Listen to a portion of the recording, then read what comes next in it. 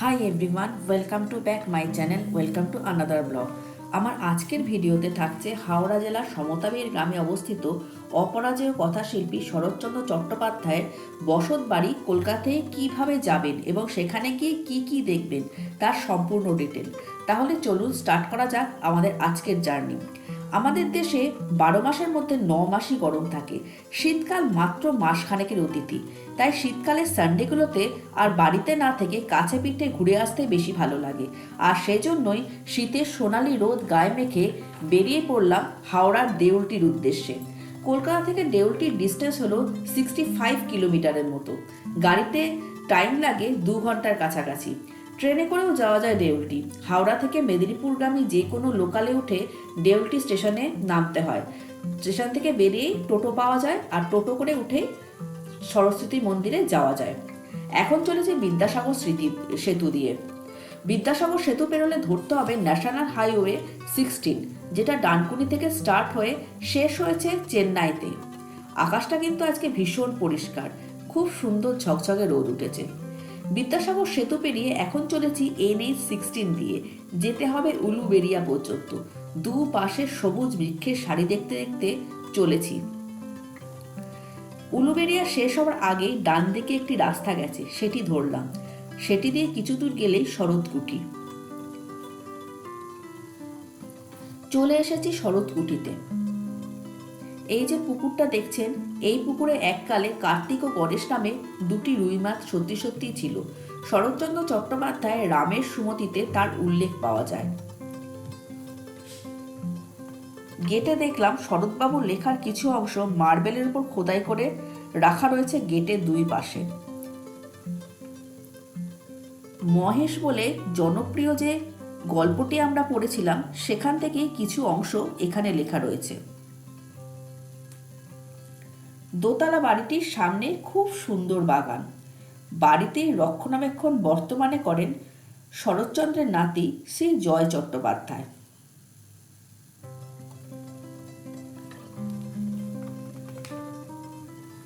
টালির চাল দেওয়া বাড়িটি বেশ ছিমছাম ও সুন্দর। বাড়িতে প্রবেশ করার পর বাঁ দিকে রয়েছে শরৎচন্দ্র চট্টোপাধ্যায়ের একটি আবক্ষ মূর্তি। 1876 সালের 15 সেপ্টেম্বর জন্মেছিলেন এই অপরাজেয় কথাশিল্পী। এবার আমরা বাড়িটি ভালো করে ঘুরে দেখব। এই বাড়িতে লেখক জীবনের শেষ 12টি বছর কাটিয়েছিলেন, 1926 থেকে 1938 পর্যন্ত। এই ঘরটি হলো লেখকের পড়ার ঘর। জানলার পাশ দিয়ে তখন বয়ে যেত রূপনারায়ণ হ্রদ, আর নদীখাত পরিবর্তন করে এখন অনেক দূরে সরে গেছে রূপনারায়ণ। এই পড়ার ঘরে বসেই শরৎচন্দ্র অভাগী স্বর্গ, রামের সুমতি, বিপ্রদাস, পল্লী সমাজের মতন গল্প উপন্যাসগুলি লেখেন।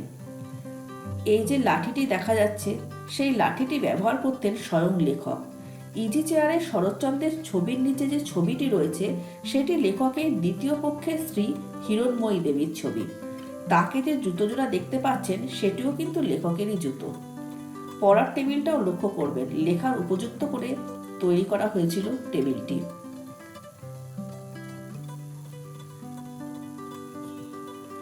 এবার আমরা চলে এসেছি বৈঠকখানায়। এই বৈঠকখানায় বিপ্লবীদের সাথে মিটিং করতেন লেখক। নেতাজি সুভাষচন্দ্র বসু 2 বার এসেছিলেন এই বাড়িতে। এছাড়াও রাসবিহারী বসু, বিপিন বিহারী গাঙ্গুলি, বাঘা যতীন প্রমুখ বিপ্লবীরা আসতেন।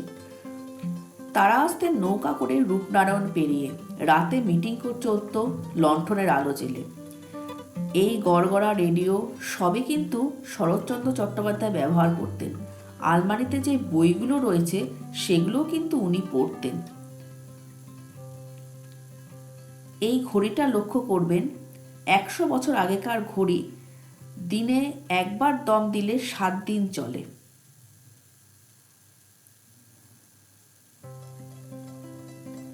ওনার ব্যবহৃত বইগুলি এখন আলমারিতে তালাবন্ধ হয়ে পড়ে রয়েছে। আর এই কাশ্মীরি শালটা যে চেয়ারের উপর রয়েছে, সেটাও কিন্তু লেখকেরই শাল। আর এই যে বাঁদিকে আয়নাটি দেখতে পাচ্ছেন, সেটি হলো বেলজিয়াম কাচের আয়না। অনেক ছবি রয়েছে এখানে। দেখুন, মাঝখানের যে কালার ছবিটা রয়েছে সেটি হলো ওনার নাতি এবং নাতবউয়ের ছবি।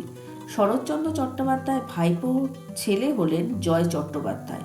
উনি বর্তমানে থাকেন কলকাতার কসবাতে।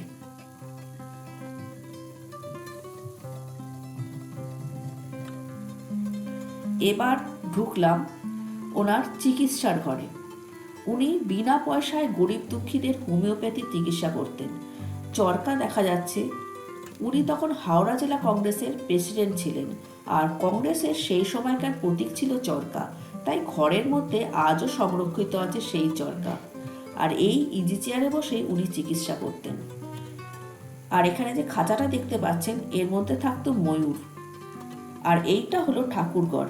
এই যে রাধাকৃষ্ণের মূর্তি দেখা যাচ্ছে, এই মূর্তিটি আসলে ছিল দেশবন্ধু চিত্তরঞ্জন দাশের। দেশবন্ধু যখন জেলে বন্দী হন তখন এই মূর্তি দুটি শরৎচন্দ্র চট্টোপাধ্যায়কে দিয়ে গিয়েছিলেন। আর এখন আগের মতন করেই প্রতিদিন পুরোহিত দ্বারা পূজিত হন রাধা মাধব। বাড়ির উঠোন পেরেই হলো রান্নাঘর। 1978 সালের বন্যায় ভেঙে পড়ে এই রান্নাঘরটি। হাওড়া জেলা পরিষদ 77,000 টাকা খরচ করে এটি আবার নির্মাণ করে দেয়। 2007 সালে West Bengal government West Bengal heritage commission act অনুসারে এই বাড়িটিকে ঐতিহ্যবাহী ঐতিহাসিক স্থলের স্বীকৃতি দেয়। 2009 সালে পুরো বাড়িটির একবার সংস্কার করা হয়েছিল। এবার চলেছি দোতলায়।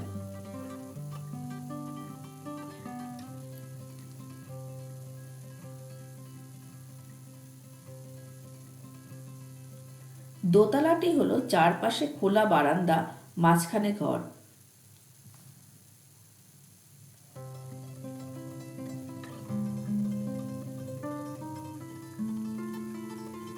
দোতলা থেকে কিন্তু চারিপাশটা খুব সুন্দর দেখায়। প্রতিদিনই শরৎকুটি খোলা থাকে, কোনো ছুটি নেই এখানে।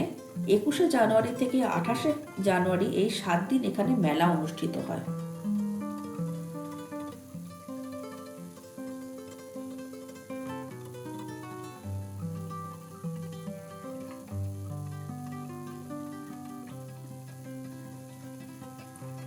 এইটি হলো লেখকের শোবার ঘর। দেখুন, আলমারিতে তাদের ব্যবহৃত বাসনপত্র এখনো সযত্নে রক্ষিত রয়েছে।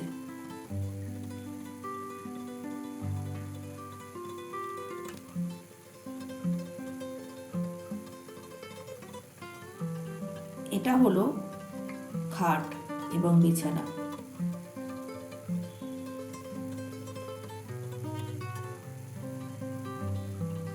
ঘরের মধ্যে প্রবেশ করতে দেওয়া হয় না, বাইরে থেকে এগুলো দেখতে হয়।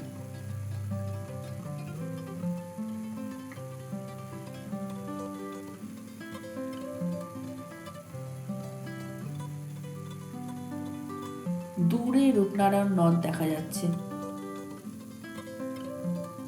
এখন অনেকটা দূরে সরে গেছে, কিন্তু আগে এই বাড়ির পাশ দিয়েই বইতো রূপনারায়ণ। তখন কিন্তু বাড়িটির পাঁচিল ছিল না। আর এখানে দেখুন, গাড়ি রাখার ব্যবস্থাও রয়েছে। আমরা অবশ্য গাড়ি নিয়ে এসেছি। ছাদটা লক্ষ্য করবেন, টালি দিয়ে ছাওয়া পরিবর্গার ছাদ। এখানে এলেই মনে হয় 1900 সালের প্রথম দিকে টাইম মেশিনে করে চলে এসেছি। দুলাল মান্না। 60 বছর দেখাশোনা করছি। ওনার নাতি থাকেন কলকাতায়, জয় চট্টোপাধ্যায়। উনি আমাদের আমরা পাইবে সরকারি। এবার চলেছি শরৎচন্দ্র চট্টোপাধ্যায়, তার দ্বিতীয় পক্ষের স্ত্রী হিরণময়ী দেবী এবং শরৎচন্দ্র চট্টোপাধ্যায়ের ভাই বেদানন্দর সমাধি দেখতে। বেদানন্দ ছিলেন বেলুড় মঠের সন্ন্যাসী। 3 জনের সমাধি এখানে রয়েছে।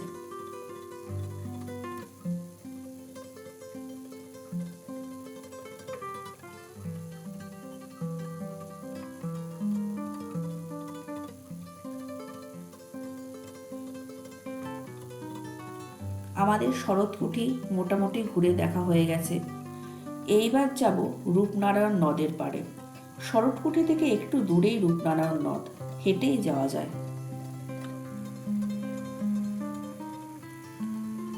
কি সুন্দর চওড়া নদীটি। এই নদীর ধারে বসলেও মনে শান্তি লাগে। এখন তো আকাশ মেঘাচ্ছন্ন, যদি আকাশ পরিষ্কার থাকতো তাহলে দৃশ্যটা আরো ভালো লাগতো। রূপনারায়ণ তীরে সূর্যাস্ত ফেমাস। আমরা সূর্যাস্ত পর্যন্ত ওয়েট করিনি, বিকজ আজকেই কলকাতা ফিরে যাব। আপনারা সূর্যাস্ত দেখতে পারেন এখানে।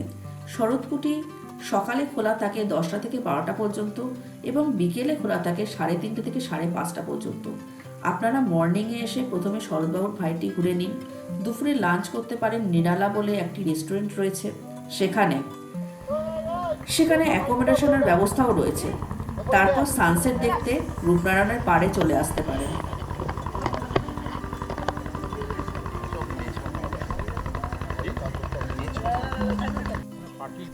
কাছে একটি মন্দির রয়েছে, সেই মন্দিরটি দেখতে চলেছি এবার। গ্রামের মধ্যে দিয়ে যেতে বেশ ভালোই লাগছে। যেদিকে তাকাচ্ছি সেই দিকেই সবুজ। চোখের এত আরাম হচ্ছে যে কি বলবো। কথা বলতে বলতে চলে এলাম মন্দিরে। মন্দিরটি এখন বন্ধ রয়েছে, পুজোও হয়ে গেছে।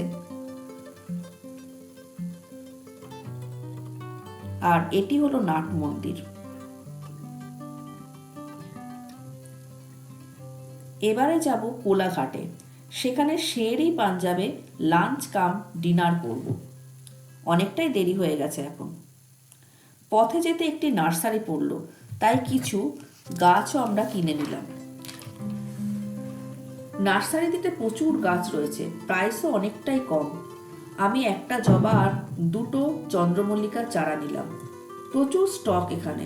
অনেক গাছই পছন্দ হচ্ছিল, তবে নিলাম মাত্র 3টি, কারণ অনেকটাই দূরে যেতে হবে, মাঝে খাওয়া দাওয়াও করতে হবে, সেই জন্য 3টি গাছই আপাতত নিয়েছি। চলেছি কোলাঘাটের দিকে শের-ই পাঞ্জাবে।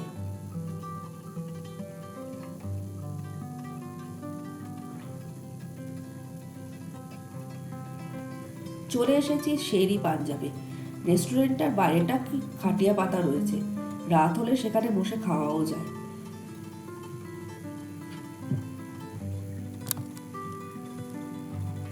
এটা হলো এন্ট্রান্স দিয়ে সহজেই ঢুকে পড়লাম রেস্টুরেন্টের ভিতরে। প্রথমে অর্ডার দিয়েছিলাম চিকেন তন্দুরি। দারুণ ছিল খেতে। শীতের দুপুরে গরম গরম চিকেন তন্দুরি সত্যিই লাজবাব। মেন কোর্সে অর্ডার দিয়েছিলাম চিকেন বাটার মশলা আর ফ্রাইড রাইস। চিকেন বাটার মশলাটা বেশ ভালোই ছিল, তবে ফ্রাইড রাইসটা ছিল মোটামুটি।